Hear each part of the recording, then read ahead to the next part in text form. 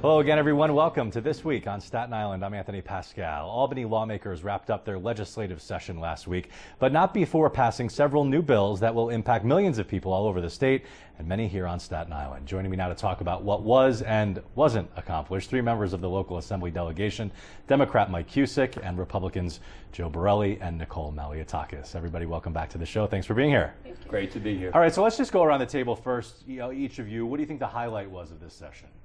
Well, there were many highlights to the session. The fact that we passed the budget for the fourth time on time was a big highlight for the legislature. Because we know this wasn't always how it was. Wasn't always how it was, and it takes a lot to have all three sides to agree on something. So that was big. I think there was a lot after budget that was important, particularly the heroin package that we passed at the end of the session. And we'll talk about each of the issues specifically, but Joe, highlight? I have to agree with Mike in his first point that probably the highlight of this session was the budget, which was pretty fiscally reasonable and responsible. Who gets the credit for that? I think the legislature and the governor does. Yeah. Certainly, you need three parties in this case to agree, and I certainly commend all three parties. Nicole? I think some of the good things that we did this year was the Port Authority reform package. There were a couple different bills to make the Port Authority more transparent, to require them to abide by the freedom of information laws of both New York and New Jersey. I think we increased funding for senior citizens so they can get the EPIC package, prescription drug, the donut hole coverage, as well as some rent support, property tax support as well. And I think Common Core reform was a big issue that we really drove hard on, and we were able to get some successes in not requiring tests be the sole parameter for advancement, and some other measures that, privacy measures that parents were concerned about. So we did get some reforms and success there as well. I want to go back to one of the things that Assemblymember Cusick talked about, which was this heroin package, which will make stiffer penalties for those who deal heroin. We're talking more and more now on Staten Island about how big this heroin problem has become. We talked for a few years about how bad the prescription drug problem was. It seems that now that those pills, because of iStop, are harder to get, people are turning to the cheaper heroin, which is now seemingly easier to get. So the governor held a press conference and talked about this new bill, which will impose stiffer penalties on those who are pushing the drug. Assemblyman? Yeah, no, it's an 11 bill package. Part of it is increasing penalties. Part of it's about access. One of the bills in that package was a bill that I authored that would make it more accessible for addicts to get insurance coverage. Right now, to get treated, yeah. Because to have their insurance cover the treatment. Sure. That's the whole issue. That's a big issue, right? And so the issue here is right now it's a fail-first system. The person who has the addiction is forced to fail about 3 times before an insurance company will take up the treatment cost for inpatient treatment. So what we do now with this bill is that all doctors have a national standard in this state now. Everybody will go by the same standard, insurers, doctors, and the patients. So that will streamline people getting the coverage that they need. But is this something that can be fixed legislatively? I mean, it's great that now the addicts that want to get help can get it under insurance, but you have to get them the help in the first place. The problem cannot be 100% solved through legislation only, right. But Staten Islanders unfortunately have to come out of sort of a state of denial about this issue. We received a call in my office yesterday about a young woman who found a needle on her lawn. Right. This is not going to go away until we make the conscientious decision to really eradicate it and combat it. And the only way you can do that, though, unfortunately, is by increasing penalties for people who are dealing heroin and for making sure treatment goes to those who need it. I mean, just look as a case study. Since they approved Naxalone for first responders, look how many times in the paper and on the news you've seen it already used successfully on Staten Island. These aren't used successfully, but the other side says, okay, it's great that we have this now antidote that you can basically inject people who are overdosing with, and it basically brings them back to life. It's great to have that option, but does it really help prevent people from using the drug in the first place? Well, I think public awareness is the key. One of the bills in this package was to require, not only outreach and public awareness, but also put curriculum in the schools to get kids when they're young to understand the impact of prescription drug abuse and heroin, and also, getting these prescription drugs out of the hands of people. That's what's leading to this heroin epidemic. I think iStop does a part of it. The National Prescription Drug Take-Back Day is a success, but it's only twice a year.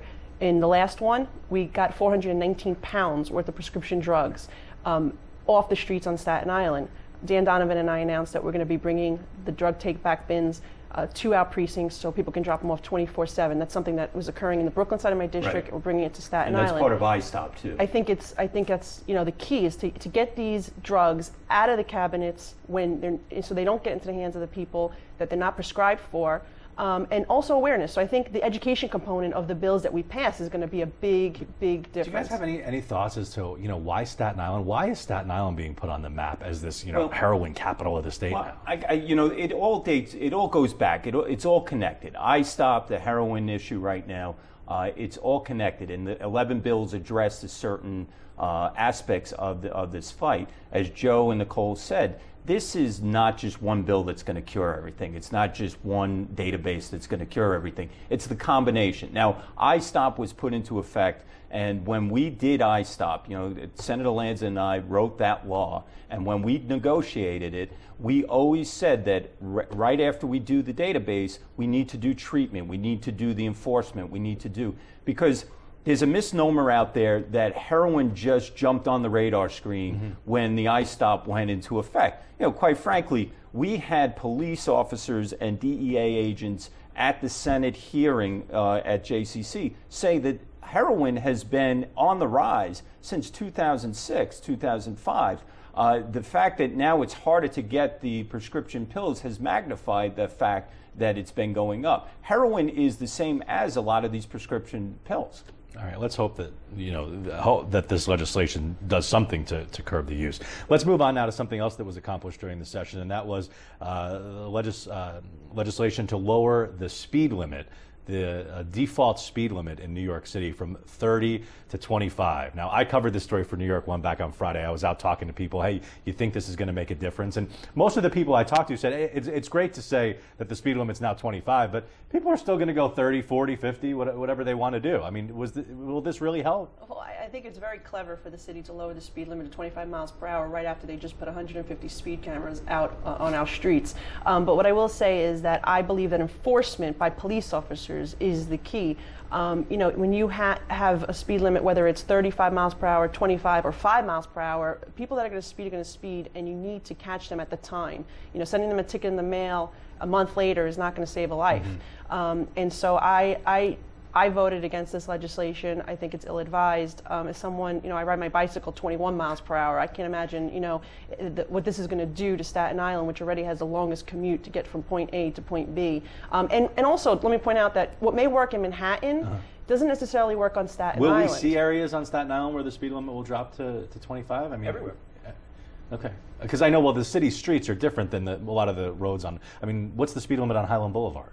Right now it's 35. Okay, so will that drop, you think? Well, hopefully we can get exemption for those major roads, because it would really paralyze 25 Staten on Highland Island. Boulevard. Look, what it comes down to is this is a Manhattan-centric approach to governing all 5 boroughs, which are unique. Staten Island has a speeding problem, but it's people going 50, 60 miles an hour in residential streets. Yeah. This in no way deals with those people. A person who's driving 60 miles an hour in a 30 is still going to drive 60 miles an hour in a 25 mile per hour zone unless there is a cop on a street corner giving that person a ticket. It? I voted against it. It is a ridiculous piece of legislation. As Nicole pointed out, this is a war on drivers. This essentially is what City Hall wants to move everyone towards bicycles and public transportation. Is it a way to make money too?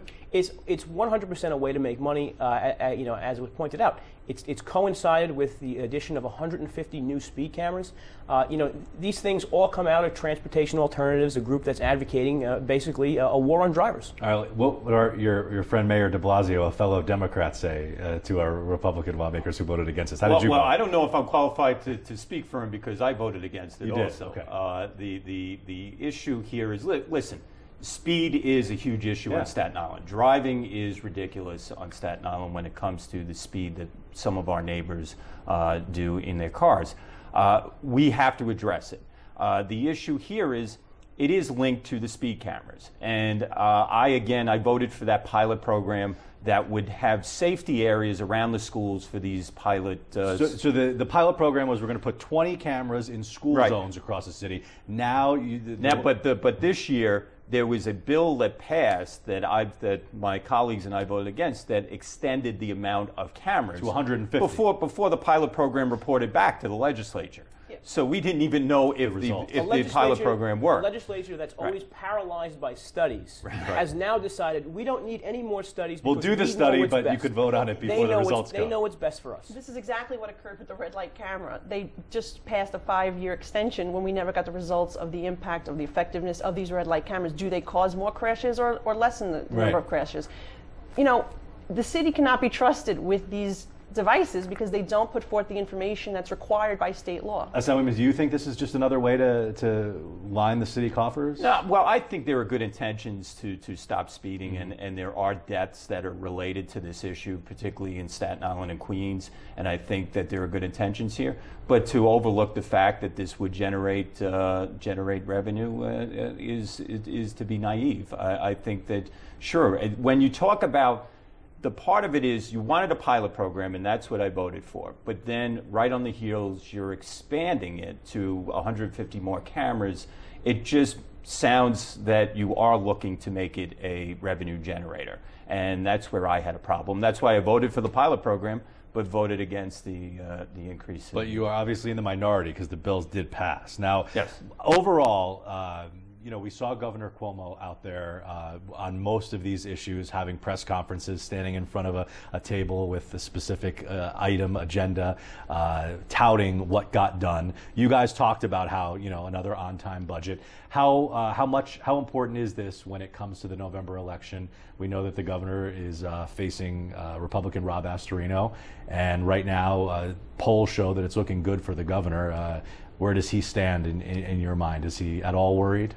Well, when you run in an election, you always run like you're behind, and I think that's what the governor is doing. He's running full steam ahead. I think the governor has done a great job for the state of New York, and particularly Staten Island. There's a list of accomplishments that the governor has done here on Staten Island. I think he will do well. I think he has a proven record, and he'll run on his record. I'm sure we'll see him again on Staten Island touting the toll relief, the Verrazano Bridge discount plan. And other things, Pouch Camp. There are whole other issues that the governor was responsible for. All right, I know both of you are backing Rob Astorino, the Republican. You know, obviously he's facing an uphill battle, especially where the polls show him now. Well, it's good that he's facing an uphill battle because his poll numbers are continuing to trend up, whereas the governor's poll numbers are continuing to trend down. I think people are sick of, as you even pointed out, the governor just making these press announcements about various issues that are just pandering to the newspaper and to readers. He spent $15 million to tell New Yorkers time and time again that New York is open for business, while every economic indicator puts us dead last, if not in the bottom 5.